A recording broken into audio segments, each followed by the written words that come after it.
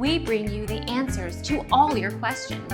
Be better than others. Enjoy the benefits of knowledge. Accept the answers from us.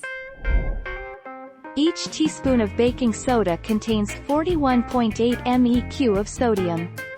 Sodium bicarbonate is generally safe when used appropriately. However, if misused, it has the potential for significant toxicity. Metabolic alkalosis, hypernatremia, hypokalemia, hypochloremia, and hypoxia have been reported. Our mission is to provide accurate answers. We think without knowledge, it is impossible to live a balanced life. Be competent, be skillful. Thank you for watching. Don't forget to subscribe and hit the bell notification.